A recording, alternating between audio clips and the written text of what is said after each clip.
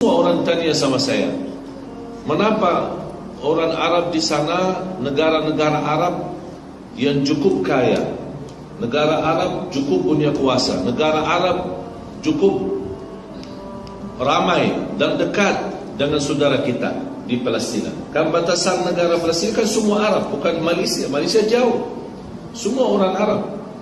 Tapi mengapa negeri Arab tidak bersatu untuk bagi tolong saudara kita di Palestina? Kalau bagi rakyat, alhamdulillah mereka bersatu. Tapi apa boleh buat rakyat kalau pemerintah tidak bersatu? Sebab pemerintah sana rata-rata semua berkhianat. Islam tapi berkhianat. Takut sama Yahudi, takut sama Amerika, itu sebab hancur. Tapi kalau daripada rakyat sendiri, tidak ada setuju. Semua mereka mau, tapi mana boleh keluar, mana boleh tumbus atau jalan. Padahal ada orang berupaya, boleh dia jalan sembunyi-sembunyi, boleh dia berupaya sambil datang masuk Palestina. Saya kenal banyak keluarga, sahabat-sahabat yang punya kemampuan, dia terus, padahal dia masih usia muda, masih sekolah, masih kuliah. Dia nampak saudara kita di Palestina macam ini, dia tinggalkan kuliah, tinggalkan keluarga, dia terus di sana. Dan saya yakin kalau pemerintah di sana semua boleh buka jalan untuk tidak perlu pakai senjata, tidak perlu perang, lepaskan saja, biarkan rakyat saja masuk, umat Islam saya yakin akan satu. Apalagi Mesir, jumlah di sana cukup besar, 90 juta. Kalau dibuka pintu Rafah, kan ada pintu Rafah itu. Sekarang yang menutupi pintu Rafah siapa? Bukan Israel, Mesir. Saya kemarin berupaya sama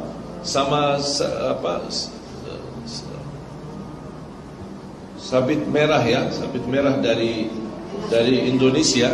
Saya mau ikut bersama-sama untuk bagi tolong di Palestina, tidak dapat visa.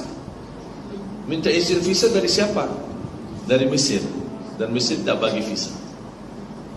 Padahal kita bukan mau perang, kita mau bawa obat, mau bawa selimut, mau bawa makanan yang diperlukan oleh masyarakat. Inilah keadaan kita.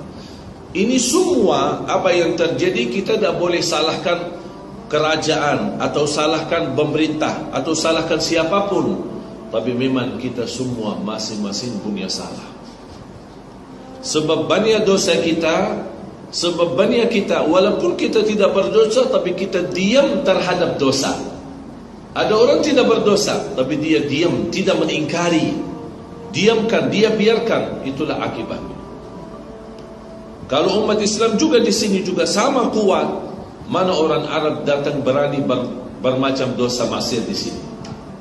Tapi sama, kalau dia dapat jalan terbuka, ada orang juga sama Muslim layani, dia sewakan tempat, ada tempat silahkan. Yang jual minuman keras orang Malaysia, yang minum minuman keras orang Arab, ya sama-sama wa ta'awanu dengan minum keras, bersama-sama kerjasama, bukan untuk kebaikan, malah na'udzubillah untuk dosa maksiat. Ini sebab keadaan umat Islam di mana saja, bukan hanya di sini, di mana saja keadaan umat Islam sama. Oleh sebab itu Allah memuji umat Islam, Allah jauhkan Masjidul Aqsa dari umat Islam.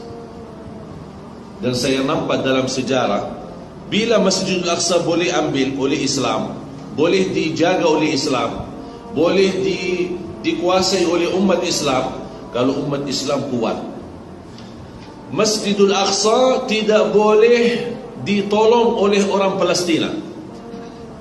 Cuba buka sejarah. Siapa yang bagi tolong? Semuanya dari luar. Pertama buka Masjidul Aqsa, Umar bin Khattab. Umar bin Khattab bukan orang Palestina, jauh datang. Terus dibagi kunci Masjidul Aqsa, diserahkan.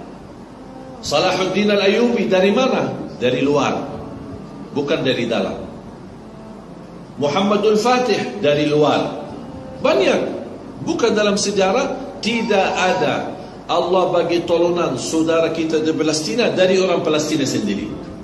Sebab bagaimana keadaan umat Islam di luar Palestina, akan Allah bagi tolong di Palestina. keadaan umat Islam kuat, bersatu, saling cinta agama dan betul-betul bermulia akhlak, Allah bagi kemudahan. Tapi umat Islam di luar negeri Palestina berpecah, bermusuhan, saling dengki, hasud, berburuk akhlak. Apa yang terjadi? Allah uji Palestina.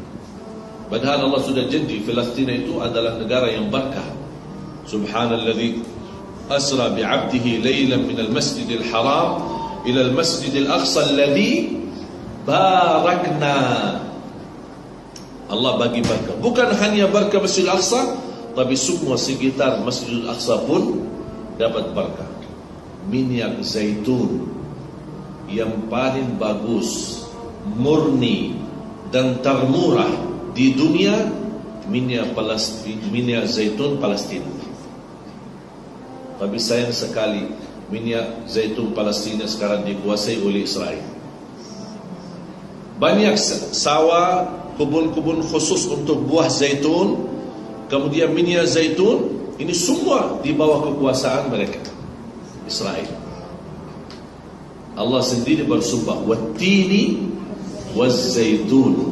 Allah sumpah zaitun itu buah yang murni dan sangat manfaat ada di Palestina. Baru minyak zaitun di Suria, di Jordan, kemudian negara-negara lain. Tapi yang paling murni bagus untuk kesehatan, untuk ini, bahkan harga pun murah di Palestina. Tapi lah begitu. Kalau kita nampak harta kekayaan umat Islam yang dimanfaatkan dan digunakan oleh musuh Islam. Sekarang dimanapun negara Islam kaya, sudah dikuasai oleh orang Yahudi. Apa dia kaya ekonomi, dikuasai oleh Yahudi. Semua nikmat-nikmat kekayaan alam dari bumi diambil sama mereka. Akhirnya apa yang terjadi? Mereka tambah kaya dan umat Islam tambah miskin. Wala haula wala quwata illa billah. Tapi jamaah sekalian, apapun yang terjadi keadaan umat Islam tidak boleh putus asa. Ini semua memang ujian. Kita sedih. Kita bahkan ada yang menangis malam hari. Dia nampak keadaan umat Islam macam ini, tapi tidak boleh bagi tolong. Tapi percayalah, sepanjang apapun gelapnya malam, akan datang satu saat terbitnya matahari. Karena Allah tidak ridha terhadap kezaliman. Yang terjadi sekarang masa ini, banyak kezaliman terhadap umat Islam. Allah tahankan, Allah nampak, Allah lihat semua. Allah tidak ridha. Tapi ini menjadi ujian buat kita. Allah mau lihat siapa di antara umat Islam yang taubat, yang beristighfar, yang muhasabah, yang betul-betul boleh belajar. Karena kita tak boleh belajar daripada senang. Tapi bila kita belajar, ketika kita susah, baru kita boleh belajar. Tapi kalau senang terus, mana boleh belajar? Ini salah satu hikmah. Ujian yang kita hadapi umat Islam ini, dimanapun berada, bukan Allah tidak sayang sama umat Islam. Allah sayang, Allah cinta. Tapi Allah bagi ujian. Sebab ujian akan beza mana orang Muslim benar, mana orang Muslim palsu.